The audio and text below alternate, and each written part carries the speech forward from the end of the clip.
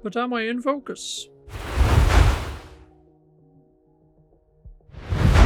Hello ladies and gentlemen, and welcome back to a brand new video. Today's video is going to be a short behind the scenes video of a chat that was meant to be on a podcast, but Declan wanted to do it in person. So that's what we're going to be doing today.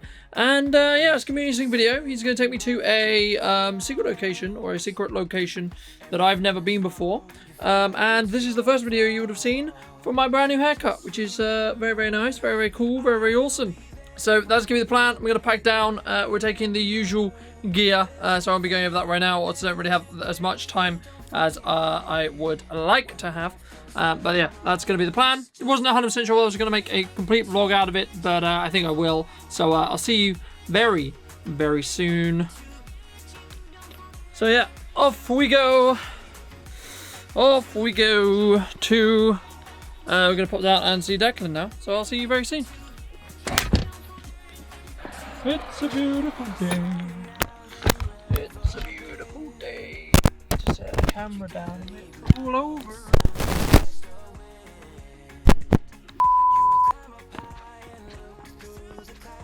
I do hope I'm exposed correctly, but what a beautiful day. I'll see you soon. No trouble. Yeah.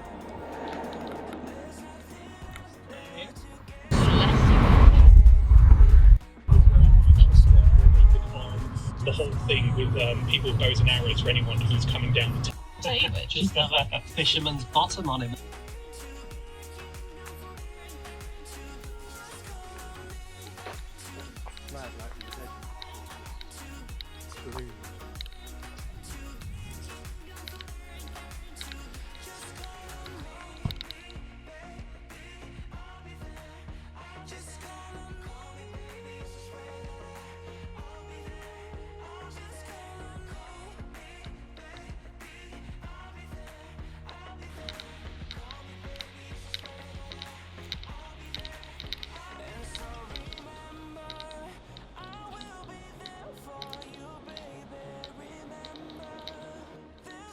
boys will be playing cows all day. A few moments later. I don't think that's very accurate. Yeah, it's only a little bit off, but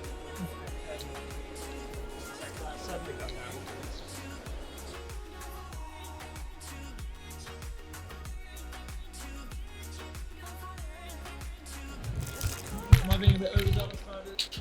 Go on, lad. Go on, lad. Lovely, mate. I was going to get attacked by cows. I'll be alright. Don't even tempt that fate. Don't even tempt that idea right now. Just starts getting wind down and I'm like, right. So who ordered a tornado?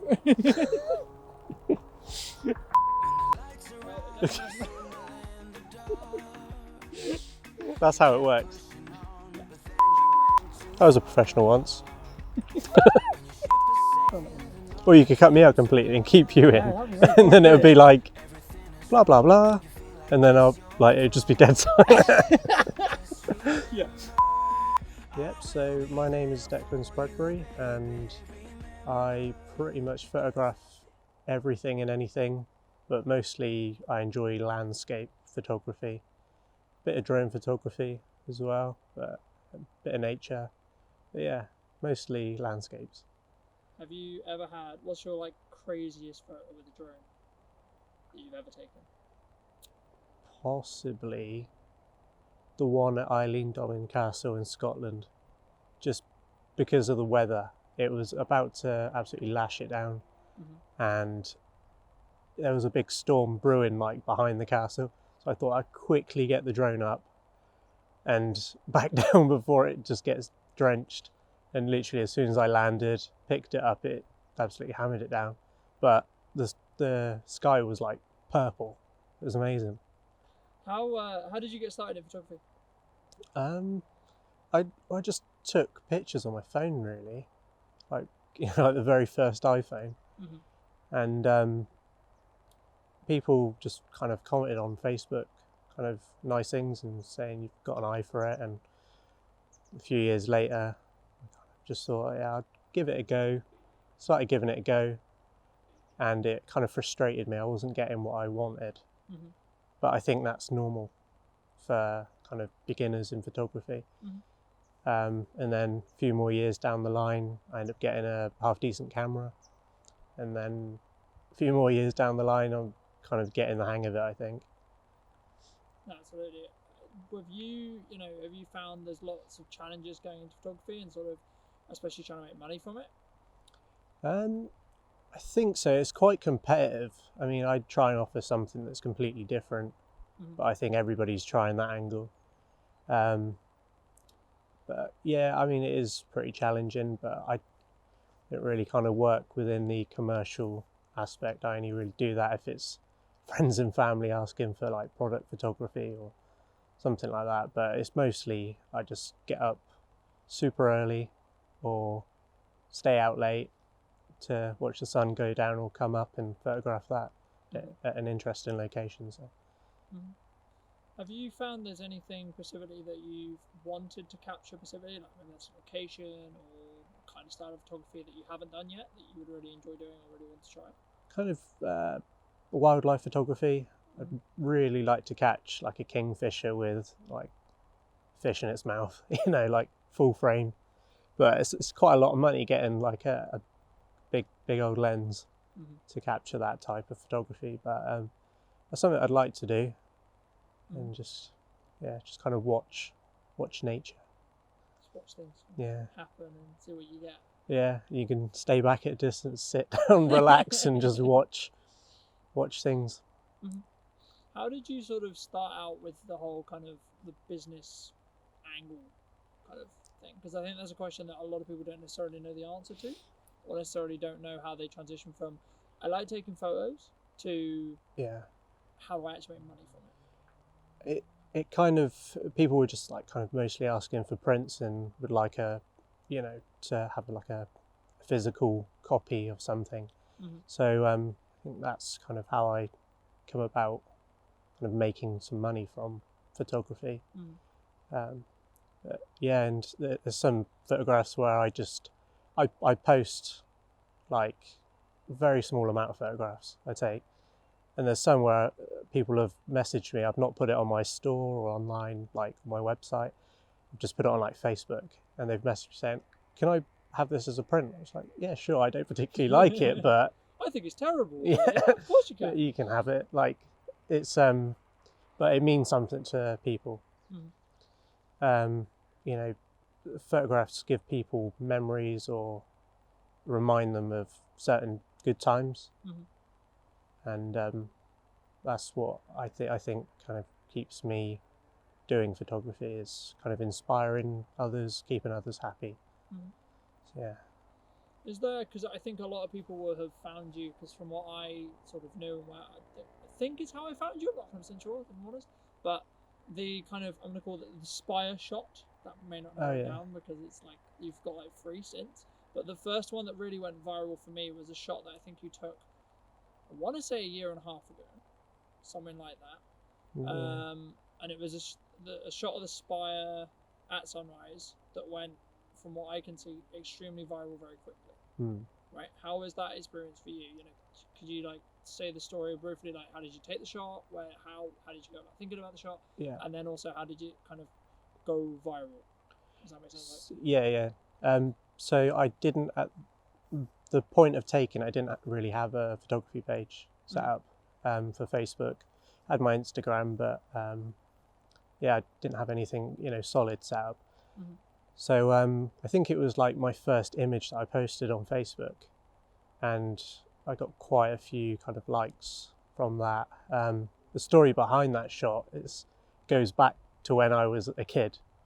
So my nan lived right next to the cathedral, right next to St. Osmond's School, which is the primary school I went to. And so we used to go to my nan's first and say hello in the morning, eat all her biscuits, and then go to school. But some days it would be so foggy you can't see the top of the cathedral, the spire. And my nan used to say, "Oh, somebody's stolen the top of the cathedral again."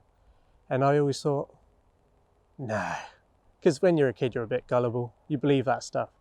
And then I thought, well, I kind of want to see. I want to go beyond the cloud, beyond the mist, beyond the fog, find out what's going on. Where is it? And then I got a drone, and I was like, you know what? I had that flashback to that time, and I was like, I'm going to wait for a really foggy day and see what's beyond. And I was just kind of blown away. So there's birds in the shot as well, which when I was kind of flying over to where I wanted to shoot from, I saw this crowd of birds, and I missed most of the crowd, and there was a couple of birds left behind because I was trying to get out of their flight path. And as I kind of spun round the drone, the shot, it all lined up really well. And there's a couple of birds left behind which got in the shot as well, which is like an added bonus. Yeah, that's where the story comes from, when I was like 7 years old. No, that's cool. And you know, for me, I think there's been a couple of shots. I know there was one where the spire was like specifically like covered in mist completely. And there's been a couple of shots that are like also very unique. I think that from what I've seen anyway, of your work as well, which I think is really important to sort of know and sort of see. But did you? Because I know this in some ways, and I know there was a couple of shots that you spent, I think, 6 attempts, 7 attempts, 8 attempts, 9 attempts at getting. You know, how have you found that like it's more about dedication when it comes to photography to actually get the shot? Yeah. So I think the shot in question it took 15 attempts, 15 times getting up for sunrise. Sometimes it would be really cloudy. Sometimes it'd say it's going to be really misty. You get there and it's just clear, you know. I did get a couple of nice shots, but it wasn't the shot I wanted. And on the 15th attempt, finally, you know, I think it was something like 100-foot thickness of fog, and then you could see the last 20 or so feet above that. And so I managed to get kind of literally the tip of the spire in that shot, and that's all I wanted. I just wanted that kind of clean shot where it's just the top of the spire with the sun just coming up over the horizon in the background. It's like another kind of shot that I've wanted for a long time, and it took, I think, about a year in total to get that shot. But yeah, it's quite harsh getting up at 3 a.m, coming down, getting ready, and then it's a no-go. And then you go back home and you go to bed, or you go straight to work. So yeah, sometimes it's disheartening, but when you get it, it's amazing. Yeah. Perfect, yeah. Okay. No, that's cool. I mean, for me, that's kind of something that I can really relate to as a time photographer. It's like, okay, cool, I really want this sunrise. Yeah. Right? And it's like, right, okay, we didn't get it this time. Get up, 3 a.m. again, you know, do it again, and you eventually get it. But you know, I think it's interesting for me to hear that, because it also shows that like it's not just kind of this unobtainable thing, right? If you are dedicated enough, you will eventually get it. Yeah. Right? Is there any shots that you, not necessarily the cathedral, but anything that you specifically like, right, I would love to get that shot? Yeah. Right? Is there anything specifically that you're striving for at the moment, or are going to be striving for soon? Yeah, there's a few shots. There's a few kind of different projects I'm working on at the moment. I'm just trying to integrate people within nature and trying to get, obviously, the sun lining up in the right place at the right time of year. Yeah, there's quite a few. I've got like a list of kind of bucket shot, you know, shots I want. So, yeah, I won't elaborate too much. It might give the game away. No, of course. Is there anything specifically that you are, I guess in some ways, like striving towards with your photography? Like a specific goal, like, oh, I want to shoot 10,000 images, or like all the images on my bucket list, or, you know, that kind of thing? Is there anything specifically, or are you just kind of just seeing the way it goes and seeing how it goes in that respect? Seeing how it goes, plus getting unique images, stuff that's not really been, that I've seen before. I see quite a lot of photography, but it's, yeah, some images where you just want a different angle on things. That's part of the reason why I got the drone. It's a complete different perspective. Is there anywhere specifically that you either have gone that is a very, very like nice memory for you? Yeah. Or that you haven't gone, or haven't got the shot you necessarily went for, right? But then you end up getting a different shot I may want to go back to. Is there any specific locations that you're specifically really, wanting to go back to or wanting to go to in general? Mostly things that aren't too local. Like I go to Scotland quite often. I went in March this year and got a couple of shots that I was quite happy with, but then obviously Scotland's weather is say it's wetter than England's by a long shot. There's a lot of shots on the Isle of Skye, but that's got its own like microclimate, so it's there's so many shots. Like I'm trying to remember the name, Fairy Glen on the Isle of Skye, and it's got like all these strange lumps coming out the ground and weird, like swirly patterns on the floor made out of rocks. There's quite a few. I've been there twice, and the weather's just been terrible every time. So I've not got the shot I want there, but I'm planning on going up again soon, trying to get the shot. Maybe stay a couple of nights in that area. Just try and see if you can get it. Yeah. Is there any like starting advice that you would give to people who are looking to start into filmmaking or that kind of trade that really helped you when you were starting out?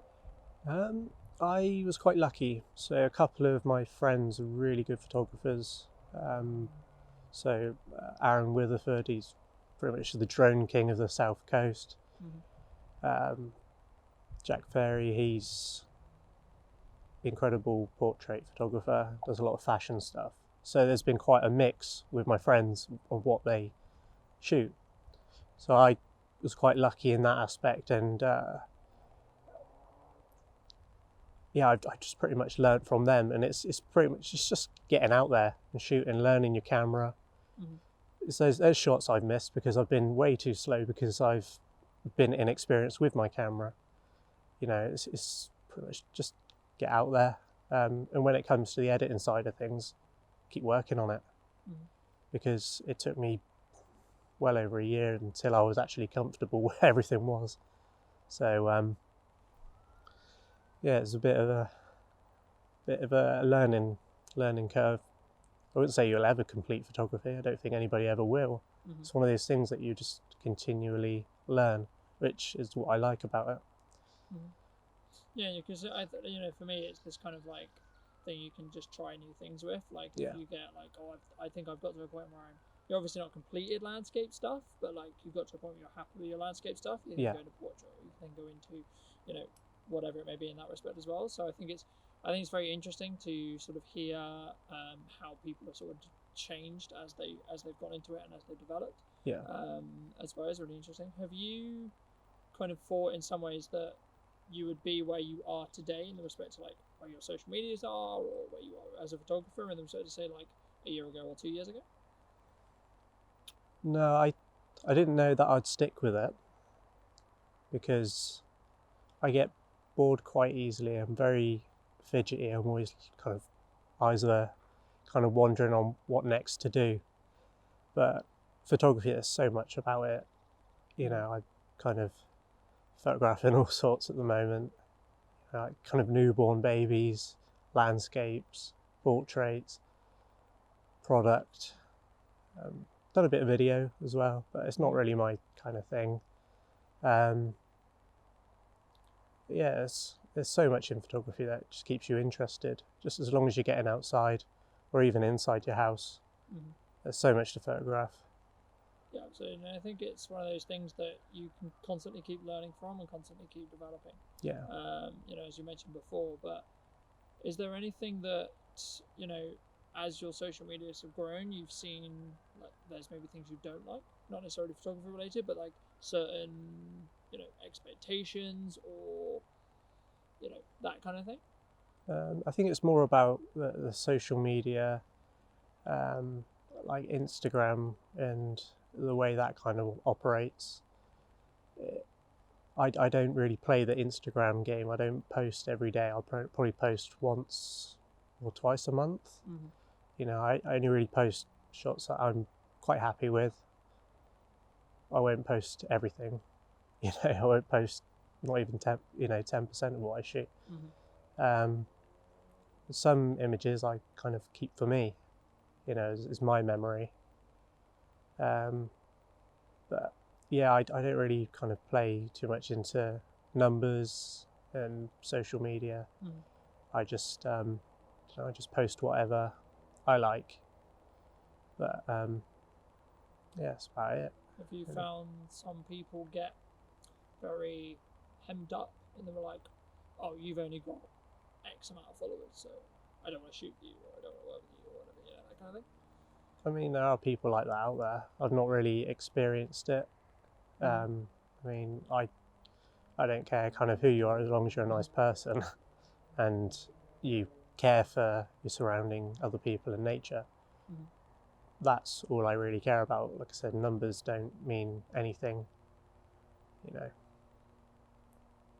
No, I mean, that's an interesting opinion because I've ran into, for what I do, I talk to a lot of different people from 5 to 50,000, right? So it's this like interesting development to hear sort of no matter what size you are or no matter where you are in your career in respect to like size in respect to numbers or whatever, that you kind of are in the situation where it doesn't matter. A lot of people don't really care. It's like, well, if you're just not a dick, you know what I mean? Like if you're not a dick, then great, let's shoot, let's create, because I think everyone's very I use the term the same in that respect. Photographer's a photographer, right? Like if you love photography, I love photography, great. We're having a chat about whatever, and there's a lot of common ground there. And I think that's really important, and not necessarily everyone in some ways understands that, or some ways gets that, I guess, in some ways. Have you found this kind of, like I'll give you an example where like someone from your work has seen one of your photos go viral, but they don't necessarily correlate that it's you, and they have that kind of like, oh, have you seen this photo? And then they show you one of your photos, and you're like, oh, like, not really had that, but there are people, because I work at the hospital, there are people I see at the hospital that are quite regular in commenting on my photos online, but they don't know who I am, if you know what I mean. Like because I don't really have that many pictures of me. I only just changed my Facebook profile picture from, I think it's been the same for about 4 years. So, I don't really have that many photos, but yeah, it is kind of funny. So I walk past like the same people, but they don't know.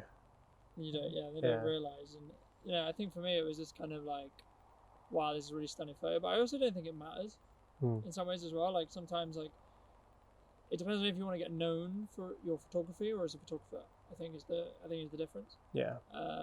Personally, from what I found and what I've seen is kind of, it depends on if you're really tackling it as a business you want to grow or not. Yeah. Like if you want to really grow it as a business and you really want to tackle it as that, then then attaching your face and your name and your and you to it is probably a good idea. Yeah. But if you I guess in some ways don't want to as much or don't need to as much, then I think you can also have this, because some people definitely don't want to necessarily be as public, as open, as that kind of thing. Have you found that hard, that as a difficult balance between the two, or have you? No, I kind of like hiding in the shadows, if that makes sense. Like I'm a bit of a recluse nowadays. I go out only to work and to photograph at sunrise or sunset. Very rarely will photograph when the sun's up, when it's harsh light. Yeah, I'm not too fussed if people know who I am. Like, well, yeah, I quite like hiding away. I think it's just like kind of social anxiety, mostly. Have you had ever a situation where you're walking through Salisbury or you're walking through wherever and you're like, oh, you're the guy who takes really cool drone photos?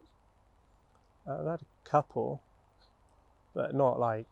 How was that experience for you? Was that like a... It's alright. Was it fun? Was it like weird? Was it, I don't know, I think everything's weird.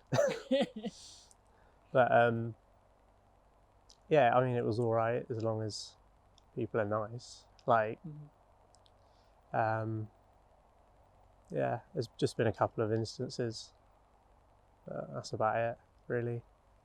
No, that's interesting to hear because I mean I'm a lot more. I think we're like very polar opposites in that respect. You know, I'm very open to like, hey, this is what I do, blah blah blah blah, that kind of thing, and this is what I'm trying to do, that kind of thing. And for me, it was very. I get recognised quite a lot. I'll put it that way. Yeah. And it's this interesting, I guess in some ways interesting kind of thing. It's like how you actually deal with that or deal with that mentally, which is something which I've never really had to deal with beforehand, which has kind of been in some ways interesting.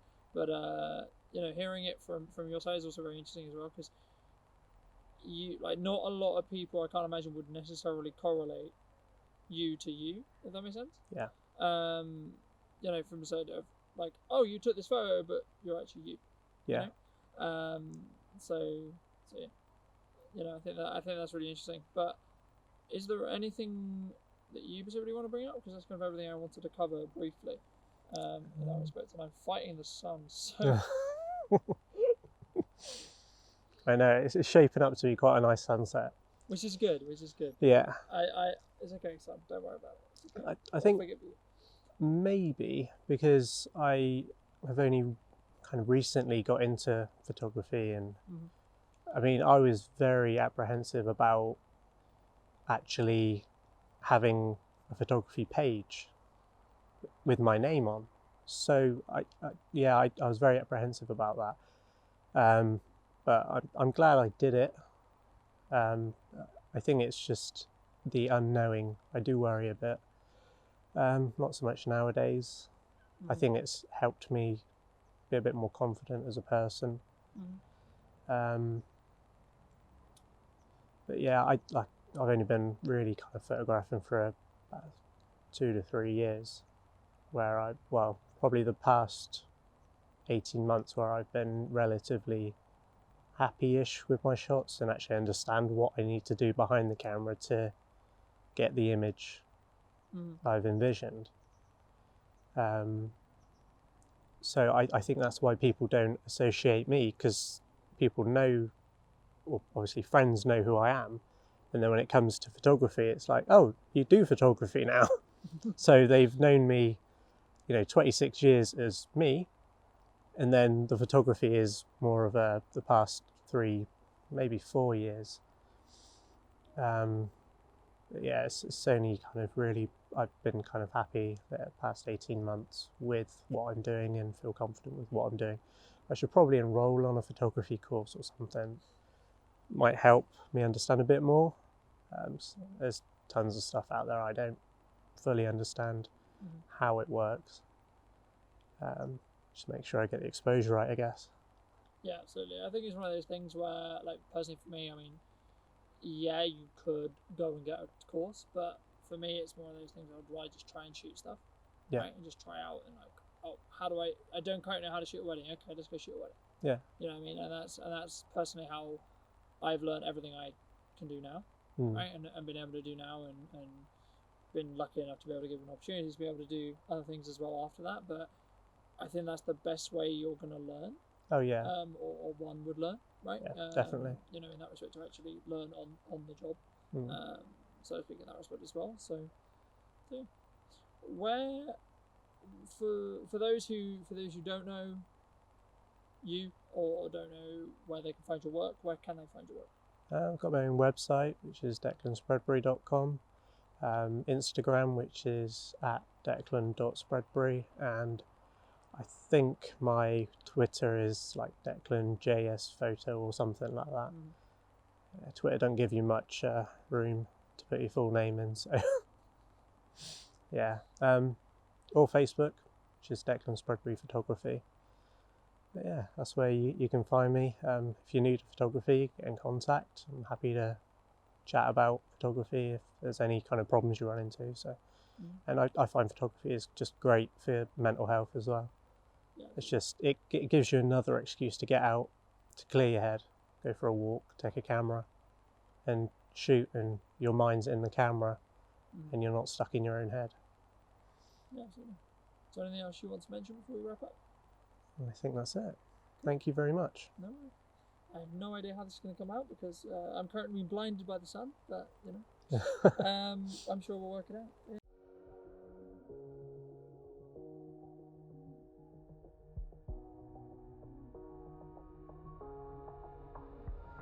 When the lights are out and you stumble in the dark, you kept pushing on, but then you went too far. When your ship has sailed and all your dreams are lost, everything is wrong, you feel like it's your fault. Just remember, I will be there for you, baby. Remember, No, go for it. there's nothing out there It'll flare quite nicely, I think. to forget it. When